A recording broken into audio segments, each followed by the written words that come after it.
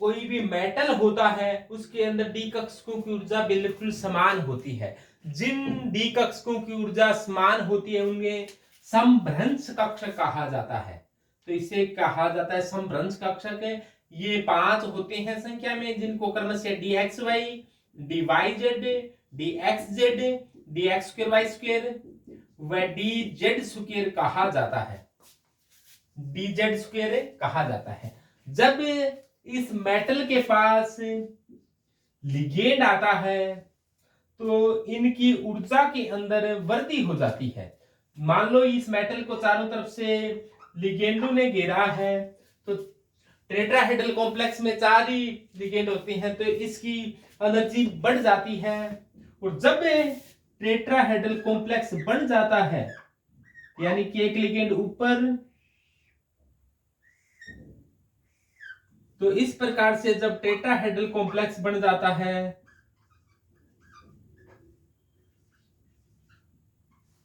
तो अब इसकी ऊर्जा में विपाटन हो जाता है। तो ये अब विपाटन अष्टफल की उल्टा होता है, यानी कि Eg कक्षकों की ऊर्जा कम हो जाती है जबकि T2G कक्षकों की ऊर्जा अधिक हो जाती है।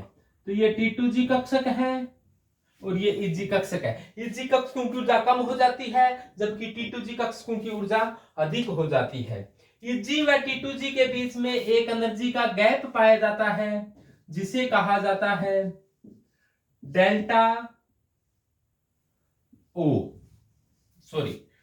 टी। ये अष्टफल के संकुल के लिए क्रिस्टल क्षेत्र विपाटन ऊर्जा है। ये तो क्या है, डेल्टा टी क्रिस्टल क्षेत्र विपाटन ऊर्जा, और ये क्या है, क्रिस्टल क्षेत्र स्थायीकरण ऊर्जा। अब देखो ये इस मूल मान से कम कितनी हुई है, देखो जैसे ये होना इतनी चाहिए थी, ये थोड़ी सी कमी आई है। वो कितनी कमी आई है, -0.6 डेल्टा टी, और ये वृद्धि हुई है, वो कितनी हुई है, +0.4 डेल्टा टी। तो ये थोड़ा सा अपने को नीचा बनाना चाहिए था ताकि अपने को अनुपातिक रूप से भी लगे। तो ये है +0.4 डेल्टा टी। तो T2G कक्षकों की ऊर्जा आपकी बार क्या हो गई है, बढ़ गई है, व Eg कक्षकों की ऊर्जा क्या हो गई है, कम हो गई है। तो इसके लिए अपने क्रिस्टल क्षेत्र स्थायीकरण ऊर्जा का सूत्र लिखें, CFSE के मान लिखें। तो CFSE के मान देखो, इसी को मैं सूत्र में बदल रहा हूं, CFSE है, उसे ज्ञात करने के लिए क्या करें कि -0.6 डेल्टा टी है, -0.6 डेल्टा टी है प्रति इलेक्ट्रॉन के लिए। और मान लो टोटल इलेक्ट्रॉन Eg में है, उनको अपने कह देंगे NEG। जितने भी इलेक्ट्रॉन Eg कक्षकों में उसको NEG कहा, और प्लस यहां पर तो माइनस इस की ऊर्जा इन कक्षकों से कम है, तो इसलिए -0.6 डेल्टा टी कहा है, और इसको NEG से गुणा कर दिए, यानी कि Eg कक्षकों में उपस्थित इलेक्ट्रॉनों की संख्या को इससे गुणा कर दिया है। और अब देखो T2G कक्षकों में, T2G कक्षकों की ऊर्जा मूल मान से थोड़ी सी ज्यादा है, तो +0.4 delta T into N T2G, यानी कि T2G वाले की ऊर्जा की बात ज्यादा है, Eg वाले की कम है। तो ये, और प्लस क्या करना है आपको, इसके साथ MP जोड़ना है। P पेयर एनर्जी है और पेयर एनर्जी को जोड़ देना है। तो ये CFSE निकालने का सूत्र है। तो CFSE निकालना अब हुआ आसान। इस सूत्र में मान रखें और उत्तर प्राप्त करें। इस सूत्र के अंदर मान रखकर उत्तर प्राप्त कर लें। चतुष्फलकीय के लिए ऐसा सूत्र काम में लेना पड़ेगा। तो सबके ध्यान में आ गया। तो D1 विनाश हो, चतुष्फलकीय ज्यामिति हो, तो क्या होगा, अभी देखो इलेक्ट्रॉन है, वो मान लो एक इलेक्ट्रॉन है मेटल के अंदर, जब लिगेंड आया तो इसकी एनर्जी बढ़ी है, सबसे पहले Eg में भरा जाएगा। अब इसमें एक बात ध्यान रखना इसमें प्रबल दुर्बल वाला कोई चक्कर नहीं होता चतुष्फलकीय में। तो प्रबल दुर्बल वाला चक्कर है वो अष्टफलकीय में तो होता है, चतुष्फलकीय में प्रबल दुर्बल वाला चक्कर है नहीं होता। इलेक्ट्रॉन हमेशा हुंड के नियम के अनुसार ही भरे जाएंगे। यहां पर विपाटन जरूर हुआ है, लेकिन विपाटन है वो बहुत बड़ा नहीं है, जिसके कारण इलेक्ट्रॉन है वो हुंड के नियम के अनुसार ही भरे जाएंगे। हुंड के नियम की पूरी पूरी पालना होगी तो एक इलेक्ट्रॉन भरा जाएगा, तो इजी में भरा जाएगा। तो CFSE का मान क्या आ जाएगा? D1 विन्यास है, D1 विन्यास के लिए CFSE का मान क्या होगा? तो देखो -0.6 डेल्टा T इंटू और Eg का मान कितना है 1 प्लस 0.4 डेल्टा T और Nt2G का मान क्या है 0 और कोई भी पेयरिंग हुई नहीं है तो 0p, तो इस ये मान आ जाएगा -0.6 डेल्टा T। तो ये टर्म तो यहाँ पर Nt2G में इलेक्ट्रॉन नहीं है तो ये टर्म 0 हुई, कोई भी पेयरिंग नहीं है तो ये क्या हो गई 0। तो ये D1 विन्यास के लिए आ गया CFSE। इसी प्रकार ये D1 विन्यास के लिए ज्ञात की D2 विन्यास के लिए क्या होगी? तो D2 विन्यास के लिए D2 विन्यास होगा तो एक इलेक्ट्रॉन Eg में जाएगा। तो D1 विन्यास के पश्चात बात करते हैं D2 विन्यास। तो D2 विन्यास के लिए CFSE ज्ञात करो आप, तो क्या हो जाएगा Neg का मान 2 हो गया, तो -0.6 into 2 -0.6 into delta T into 2, तो डेल्टा T साथ में और लगा दो तो कितना हो गया ये -1.2 डेल्टा T प्लस क्या है 0.4 इंटू 0.4 डेल्टा T Nt2G में कोई इलेक्ट्रॉन है नहीं इंटू 0, तो ये टर्म क्या हो गई 0, कोई भी पेयरिंग है नहीं तो 0p, तो ये टर्म तो 0 होगी तो क्या जाएगा इतना ही आ जाएगा कि CFSE का मान आ जाएगा कि -1.2 डेल्टा T। इसी प्रकार से यदि D3 विन्यास के लिए ज्ञात करें आप CFSE, तो D3 विन्यास के लिए क्या होगा? तो आप D3 के लिए निकालोगे तो -0.6 delta T, -0.6 delta T into D3 में क्या होगा? 2 इलेक्ट्रॉन भर गए। अब इलेक्ट्रॉन का युग्मन नहीं करना है, हुंड ने कहा था झुंड नहीं बनाना, तो यहाँ पर झुंड नहीं बनेगा, हुंड के नियम की पालना की जाएगी, हुंड का सम्मान किया जाएगा। तो अकॉर्डिंग टू इलेक्ट्रॉन हुंड के नियम के अनुसार ही भरे जाएंगे। तो अगला इलेक्ट्रॉन इसमें आएगा, अगला इलेक्ट्रॉन इसमें आएगा तो Nt2G Neg में कितने हैं 2 इलेक्ट्रॉन हैं, जबकि 0.4 डेल्टा T इंटू Nt2G में कितने इलेक्ट्रॉन आ गए 1, पेयरिंग अभी होना बाकी है। तो ये आ जाएगा 6 2 12 -1.2 डेल्टा T और plus 0.4 delta T plus pairing है नहीं 0p, तो कितना आ जाएगा भाई 4 घटा लो -0.8 डेल्टा T। तो ये आ जाएगा CFSE का मान कि -0.8 डेल्टा T। तो D1 D2 D3 ये प्रबल के लिए निकाल रहे हो या दुर्बल के लिए? लिगेंड इसमें कैसा भी हो, स्ट्रॉन्ग फील्ड हो वीक फील्ड हो, इसका कोई प्रभाव नहीं पड़ता। टेट्राहेड्रल प्रकार की कॉम्प्लेक्स में स्ट्रॉन्ग वीक का कोई प्रभाव नहीं है, स्ट्रॉन्ग वीक का कोई चक्कर नहीं है। यहाँ पर CFSE के मान सदैव एक जैसे रहते हैं, बस अंतर इतना ही होता है डेल्टा T का मान स्ट्रॉन्ग होता है ना तब ज्यादा होता है, और डेल्टा T का मान वीक होता है तो कम होता है। तो ये डेल्टा T CFSE के मान में डेल्टा T आ रहा है, डेल्टा T कोई कांस्टेंट नहीं है, स्ट्रॉन्ग होता है डेल्टा T का मान ज्यादा होता है, वीक होता है डेल्टा T का मान कम होता है। बाकी जो न्यूमेरिकल वैल्यू है वो डेल्टा T के साथ वाली वैल्यू है वो सेम होती है। चलो अपने भी करते हैं। तो D4 विन्यास होगा तो क्या होगा भाई, D4 विन्यास के लिए इलेक्ट्रॉन Eg में 2 और T2G में भी 2। कि हुंड ने कहा था झुंड नहीं बनाना, तो 2 इसमें आ गए और 2 इसमें आ गए। अभी तक के सबसे पहले हुंड ने कहा था इलेक्ट्रॉनों का युग्मन तब तक नहीं होता जब तक कि प्रत्येक कक्षक में समानांतर चक्रण वाले एक एक इलेक्ट्रॉन न भर दिए जाएं। यानी हुंड ने कहा था झुंड नहीं बनाना, पहले एक एक भरने हैं सब में और उसके बाद में युग्मन करना है। यहाँ पर चतुष्फल के संकुल में हमेशा हुंड के नियम की पालना होगी, चाहे लिगेंड प्रबल हो चाहे लिगेंड दुर्बल हो। ओके, तो देखो भाई Eg में भी 4, T2 में भी 4, तो यहां भी 4 और यहां भी 4, ये देखो 4 तो 6 चौका 24 है।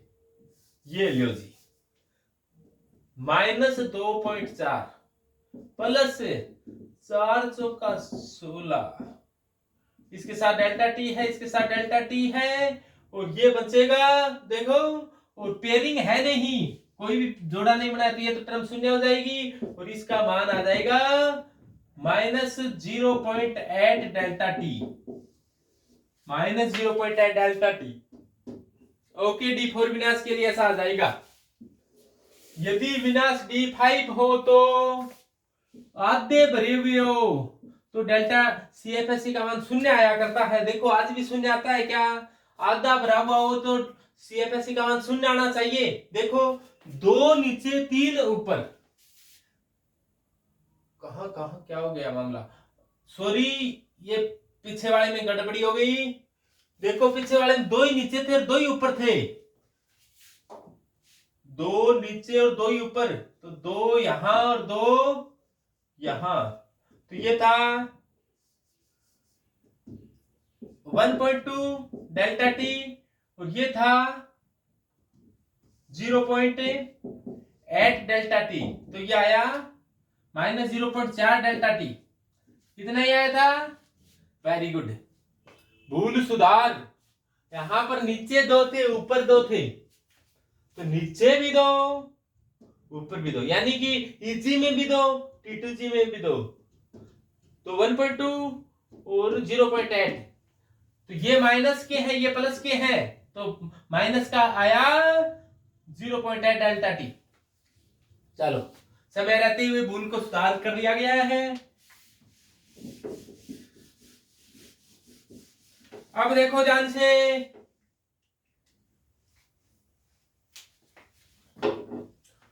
अब देखो CFSE का मान D5 विन्यास के लिए देखो ध्यान से, -0.6 डेल्टा टी में कितने इलेक्ट्रॉन हैं, 5 के लिए 2 इलेक्ट्रॉन हैं, और प्लस 0.4 डेल्टा टी में कितने हैं, 3 इलेक्ट्रॉन है, प्लस 0.4 डेल्टा टी में कितने इलेक्ट्रॉन है, 3 इलेक्ट्रॉन है।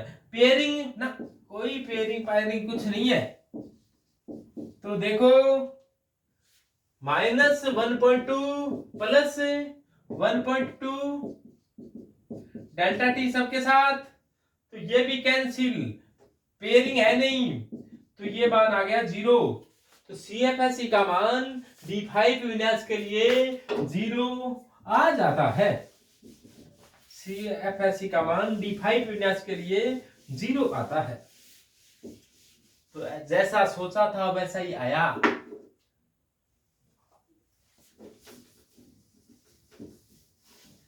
अब देखो D6 विन्यास के लिए, D6 विन्यास के लिए CFSE का मान याद करें, तो देखो D6 विन्यास है तो एक एक इलेक्ट्रॉन भर गए, अब पेयरिंग शुरू होगी, Eg में भी 3 T2G में भी 3, तो -0.6 डेल्टा टी में 3 प्लस 0.4 डेल्टा टी में कितने 3, तो ये क्या हुआ -1.8 प्लस 1.2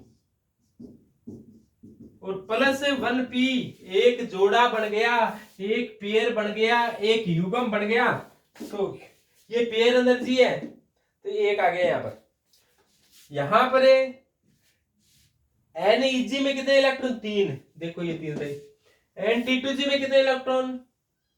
3। ये माइनस 0.6 डेल्टा टी है और ये प्लस 0.4 डेल्टा टी है। ऐसा ही किया तो देखो ये मान कितना आ जाएगा, कितना आया? तो ये आ जाएगा minus 0.6 delta T, minus 0.6 delta T plus 1p। ऐसा ही निकाला, शाबाश, बहुत बढ़िया। तो ये आ जाएगा D6 विन्यास तक है। अच्छा प्रदर्शन। तो देखो ध्यान से क्या होने वाला है।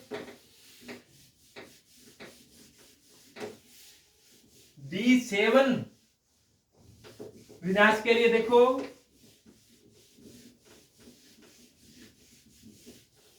D7 विन्यास के लिए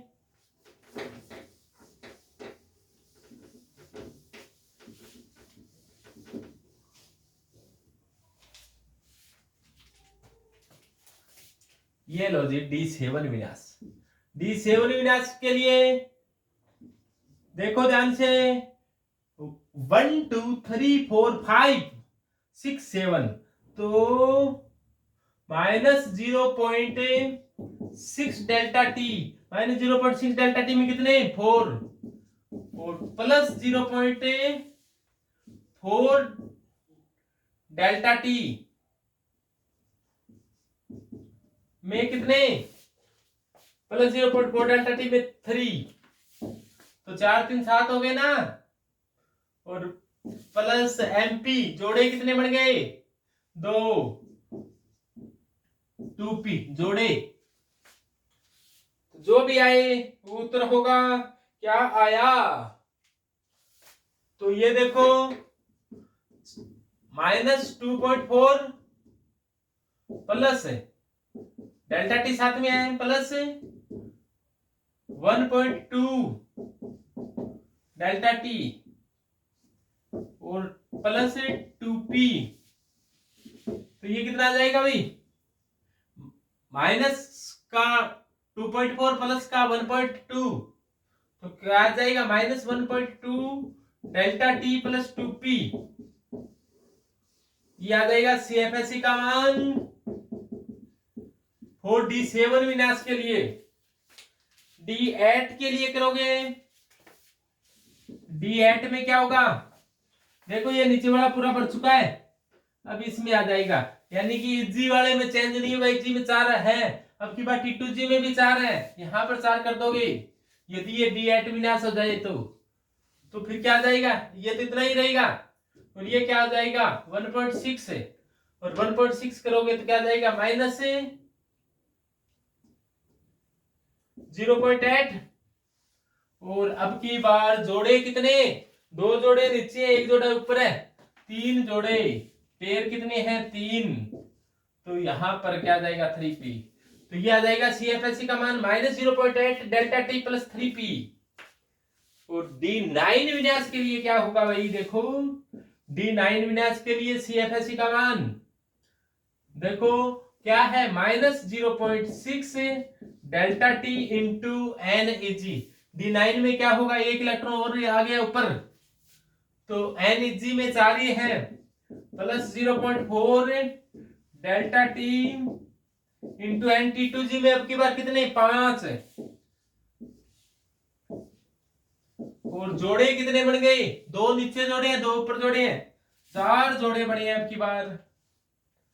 तो देखो minus 2.4 delta T plus 2.0 delta T plus 4p, तो देखो बचा कितना minus 0.4 delta T plus 4p, ये आ जाएगा CFSE का मान।